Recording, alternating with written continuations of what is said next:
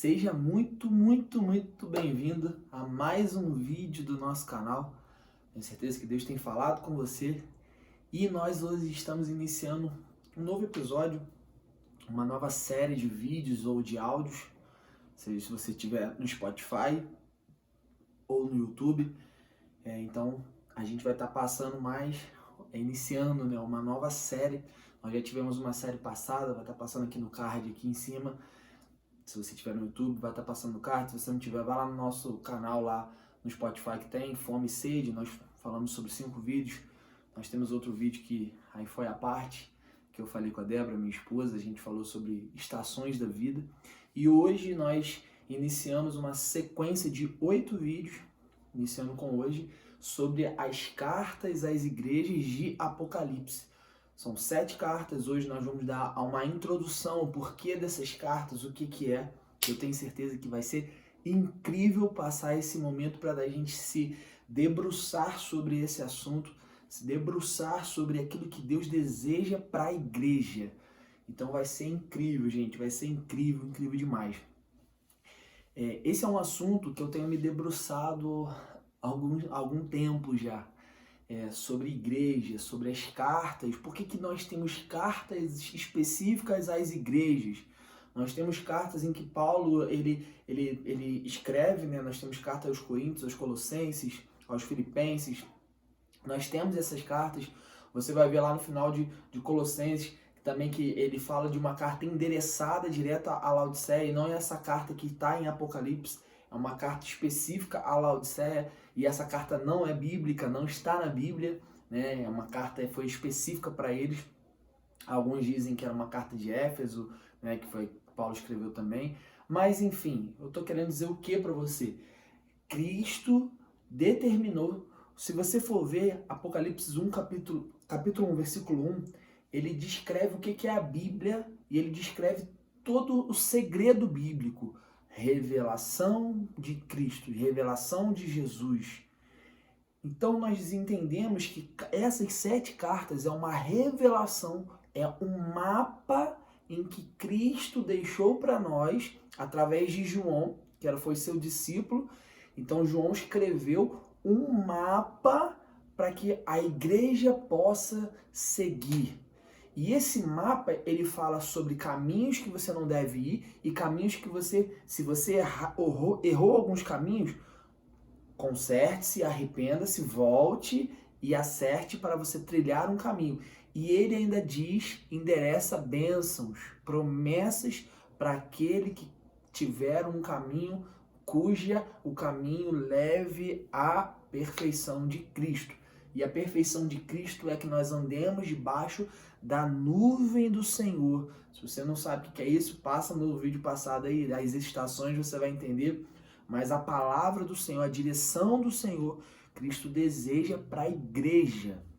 Então, eu quero estar passando com vocês, e eu quero ler com vocês para a gente iniciar. Apocalipse capítulo 1, versículo, vamos ler aqui, versículo 4. Que diz assim: João, às 7 igrejas que se encontram na Ásia, graça e paz a vós outros, da parte daquele que é, que era e o que há de vir, da parte dos 7 espíritos que se acham diante do trono, e da parte de Jesus Cristo, a fiel testemunha, o primogênito dos mortos e o soberano dos reis da terra, aquele que nos ama e pelo seu sangue nos libertou dos nossos pecados. Eu vou parar por aqui. Mas aí vamos ler, versículo 6. E nos constituiu reino, sacerdotes para o seu Deus e Pai. A ele a glória e o domínio pelos séculos dos séculos. Amém. Fantástico, porque aqui ele está falando sobre atributos, sobre uma doxologia, né? Um estudo da glória. Ele está falando sobre a glória dele, quem ele é. Jesus aqui, ele não é mais aquele Jesus que, entre aspas, a gente tem uma peninha, né? Quando eu falo peninha, porque muita gente tem essa visão de Jesus, ele sofreu, ele padeceu. Não, ele se entregou, ele que desejou. A Bíblia fala que ele não foi pego, ele se entregou. Ele se entregou em nosso lugar. Então a gente tem que parar com essa questão de pena, porque assim, a gente tem que agradecer, a gente tem que viver para Ele. Mas não é ter o Jesus de pena, até porque a Bíblia fala que quando Ele voltar, Ele vai voltar com as vestes manchadas, salpicadas de sangue. Significa que Jesus vai para a guerra, a justiça dele será feita. E aí você começa a ver, né, em Apocalipse, em Daniel, em Isaías, você vai ver em Zacarias, você vai ver as promessas dos fins dos tempos. Existem 150 capítulos sobre a escatologia. Escatologia vem do termo escatos, que é fim, e o logia, esse termo em grego, tá? Essa palavra em grego é estudo, ou seja, escatos é o fim, logia é estudo. Então é o estudo do fim. Então quando a gente entende isso, a gente está estudando o fim dos tempos. Mateus 24, Jesus dá um panorama geral, né, uma espinha dorsal de como será no fim dos tempos. E nós hoje estamos vivendo os princípios das dores. Vai lá, Mateus 24, estuda um pouquinho, eu vou passar uma série de vídeos aqui em que a gente vai narrar com vocês, a gente vai estudar, a gente vai se aprofundar em Mateus 24, vai ser incrível. Mas por que eu estou falando disso e a gente está endereçando as 7 igrejas? Se você for ver, Apocalipse capítulo 1, capítulo 2 e capítulo 3, eles são endereçados. Apocalipse capítulo 1, ele é endereçado à igreja e a Cristo. Cristo se revela como ele está. Ele não é mais aquele coitadinho, entre aspas, coitadinho que morreu na cruz. Não, a gente não tem que pensar assim. Ele é aquele que venceu, passou 40 dias, né? Venceu, ressuscitou, passou 40 dias com seus discípulos, com pessoas. Paulo diz em Coríntios que ele apareceu para 500 pessoas e depois ele foi aos céus. E hoje, como ele está, se você for ver Apocalipse capítulo 1, eu te convido a ler Apocalipse capítulo 1 e contemplar Jesus. Contemple Jesus. Veja quem Jesus é, porque, cara, a contemplação é olhar para Ele e ver que hoje Ele reina, o governo está sobre os seus ombros, Ele está à direita do Pai, e você vai ver os atributos, a glória de Deus, a doxologia de Jesus. Então, assim, vamos contemplar Jesus. Então, quando a gente olha isso, a gente está falando assim, olha, a Apocalipse 1, 2 e 3 está endereçada praticamente às 7 igrejas. Então, se a gente está falando que Apocalipse, o termo Apocalipse é um termo de revelação, né? É o Revelation, que chama na Bíblia americana. Então, assim, ela foi traduzida para nós como Apocalipse, mas é um termo de revelação. E nós entendemos que é a revelação dos últimos tempos, a revelação de Cristo. Né? O próprio Apocalipse capítulo 1 descreve não só Apocalipse, mas como toda a Bíblia, a revelação de Cristo. Charles Spurgeon um historiador conta que Charles Spurgeon um dia foi a um vilarejo. Charles Spurgeon, para quem não sabe, é um grande pregador que deixou um legado absurdo. Hoje tem literaturas grandiosas de Charles Spurgeon, até convido a você a ler. Existem literaturas incríveis dele. E conta-se uma história que um dia ele foi a um vilarejo e um jovem foi pregar. E ele preparou toda a palavra, a exegese, a etimologia, ele preparou a hermenêutica, ele preparou tudo, homilética, ele se preparou muito, pregou a palavra e no final ele chegou e falou assim, e aí, Spurgeon, o que você achou? Ele falou, eu achei horrível. Eu achei horrível, pois você não falou Cristo. E aí ele explicou o seguinte, olha, nós estamos numa cidade que é interior. E essa cidade, ela tem um caminho. Toda cidade de interior tem um caminho.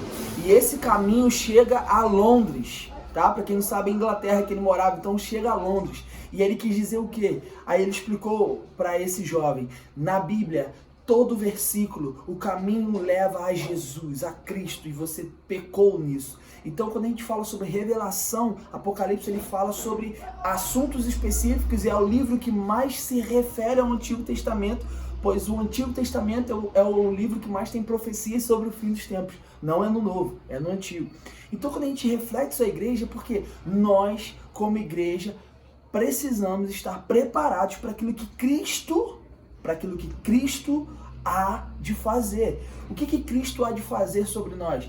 Cristo há de se revelar ao mundo, ele há de voltar. Atos capítulo 3 diz que o céu hoje retém Jesus, retém Cristo, porque ele deseja vir sobre nós. E é interessante dizer isso porque nós queremos morar no céu, mas Cristo não quer morar no céu, Cristo quer morar na terra. E aí, quando a gente pensa assim, então vai ter um desencontro. E outra coisa, o céu sem Deus é apenas um lugar vazio. Agora, o céu, ele precisa de Deus. Qualquer lugar da nossa vida precisa de Deus, senão ele se torna um lugar vazio. Às vezes a gente se vislumbra pelas ruas de ouro, pelas coisas que hão de vir. Cara, não, vamos se vislumbrar por quem Cristo é. E quando a gente fala das 7 cartas, por que eu estou dando essa introdução? Porque Jesus ele espera que a igreja seja uma igreja madura, uma igreja consciente. Chega de pecarmos pela inconsciência. Mateus, o que significa inconsciência ou consciente? É tempo da gente entender o que é ser igreja, o que é congregar, o que é amar a Deus acima de todas as coisas e amar ao próximo como Jesus nos amou, porque é assim que ele fala. Outra coisa, muita gente fala, Jesus aboliu a lei. Não, ele fala na sua palavra que ele veio para cumprir a lei, e outras coisas ficaram piores, porque antes ele fala assim, não adultera, e hoje ele fala o seguinte, se você apenas olhar e desejar, você já está adulterando. Então o cerco ficou mais embaixo, o buraco ficou mais embaixo, o negócio ficou mais apertado pra gente. Eu tô falando isso não para gerar peso no seu coração, mas para gerar consciência. Nós precisamos de consciência, sabedoria. 1 Coríntios 1, se eu não me engano, 18, fala que Cristo é o poder e a sabedoria. Poder é a presença de Deus, sabedoria é a palavra, consciência. Nós não podemos buscar ou um ou outro, nós temos que buscar os dois. Pedro, no final da sua carta, ele fala que possamos crescer em graça, presença de Deus, o amor de Deus e em conhecimento. Ou seja, nós precisamos de consciência como igreja. E as 7 igrejas, ela te dá um mapa. São igrejas que foram perseguidas. Algumas foram uma perseguição tão grande como Esmirna. Esmirna tinha um bispo chamado Policarpo, e você vai ver algumas biografias de Policarpo em que fala que a igreja era tão perseguida, mas Policarpo era tão amante de Deus, ele era tão desejoso por ver o Senhor, que o imperador ele colocou a culpa sobre alguns aspectos. Eu não vou entrar muito nesse assunto, que quando a gente for falar específico sobre a cidade de Esmirna, eu vou aprofundar sobre isso. Mas enfim, ele fugiu e não fugiu. Ele falou assim, cara, é melhor eu ir ou é melhor ficar? Porque eu acredito que morrer é mais lucro para mim. E aí ele foi pego pelo Império Romano e ele pediu para adorar o Senhor. E ele ficou 2 horas adorando ao Senhor, glorificando, chorando na frente daqueles homens. E aí ele foi morto. E eu vou deixar um suspense para te falar como que ele foi morto, como que foi essa história. Acompanhe. Então assim, a gente tem Esmirna, que é uma cidade alta, foi uma igreja altamente perseguida, até questão financeira. A gente tem Filadélfia, muito perseguida também, mas Jesus fala que ele está abrindo as portas para o evangelho. 2 igrejas que foram igrejas que não tiveram repreensão, de 7, apenas 2 não tiveram repreensão, que você vai ver lá em Apocalipse 2 e 3, Cristo falando assim, tenho porém contra ti, e tenho algo ao seu favor. Apenas uma igreja não tem nada que Cristo tenha algo a seu favor, que é a igreja de Laodiceia. Nós temos a igreja, vou pegar aqui, de Pérgamo. Nós temos que também era muito afetada pela perseguição, mas era uma igreja que se deixou vencer por algumas questões. Vou deixar aqui também, mas precisava da verdade. Nós tínhamos a igreja de Tiatira. A igreja de Tiatira é muito interessante, porque Cristo falou assim, as suas últimas obras são maiores que as primeiras, ou seja, uma igreja que tinha obras, que faziam a missão, mas Cristo não está interessado somente nisso. O primeiro interesse de Cristo, se você for ver igual a igreja de Filadélfia, não é uma igreja que tinha condições, e eu falo condições não financeiras, é condições por causa da perseguição de levar o evangelho, mas Cristo está feliz com a igreja, sabe, porque eles foram fiéis. Então hoje a gente olha um panorama congregacional, um panorama da igreja, e a gente às vezes tem uma visão muito deturpada, porque a igreja que dá certo aos olhos, na cosmovisão hoje eclesiástica do Brasil, vou dizer da maioria do mundo, não de todos os lugares, mas a cosmovisão, a maneira que as pessoas veem o sucesso da igreja não é pela fidelidade mais, agora é pela quantidade que aquela igreja tem. É numeração, é número, é célula, se tem muito dízimo, tem igreja que cresce porque está dando muito dízimo, muita oferta. E a gente olha as cartas das igrejas, Cristo não está interessado nisso. Óbvio, igual Cristo fala com Filadélfia, eu estou abrindo uma porta para o evangelho para vocês. É uma porta que eu abro que ninguém pode fechar. Então, quando eu falo sobre isso, eu estou falando assim, Cristo também se importa com o evangelho, com a pregação. Isso em Mateus 24 fala que nós precisamos pregar a todos os povos, que aí sim Cristo vai voltar após essas coisas, né? Após a grande tribulação, após tudo isso, Cristo voltará. Então nós precisamos pregar o evangelho, sim, mas o que nós precisamos estar mais atentos é a nossa devoção, é a nossa fidelidade, é o permanecer, né? A palavra de Deus diz: se permaneceres em mim, eu permanecerei em vós. Ou seja, a gente precisa permanecer em Cristo para Cristo permanecer na gente. Filipenses capítulo 3, Paulo fala assim, eu quero ser achado em Cristo, eu quero conhecer Ele, ser achado nele. Ou seja, quando eu conheço Ele, Cristo, as pessoas veem Cristo em mim, Cristo se acha em mim também.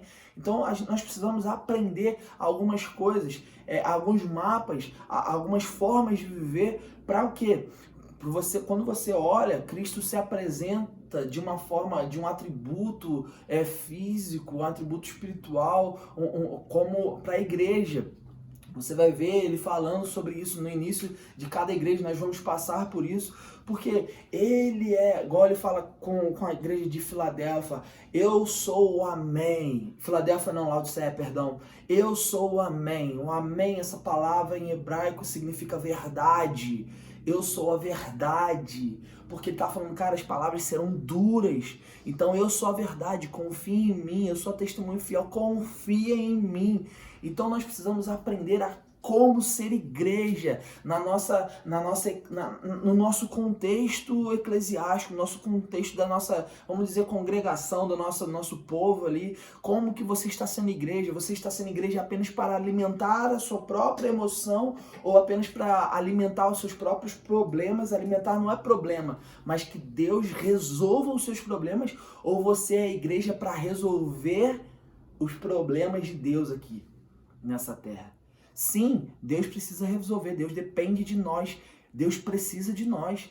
E uma dependência, não que ele depende depende assim, que ele não possa intervir, mas ele depende porque ele deseja, a criação espera com gemidos inexprimíveis a manifestação dos filhos de Deus. Então Deus está esperando. Eu vou mudar a palavra depende para não gerar burburinho. Eu vou mudar a palavra depende para esperar. Deus espera a nossa manifestação. Sim, Deus espera porque Ele tem situações no mundo para resolver. Situações para que possamos nos empenhar como igreja, não como denominação apenas. Cada um tem a denominação, cada um... É claro que existem igrejas que a gente precisa também, às vezes, falar também, igrejas que só pregam teologia da prosperidade, são heresias. Muitas das vezes heresias, só que você vai vencer, você vai romper, você vai ganhar dinheiro, você não vai ser... Cara, pelo amor de Deus, igreja não é isso. Igreja é ser fiel ao Senhor e, como Efésios diz, nós somos membros de outros membros.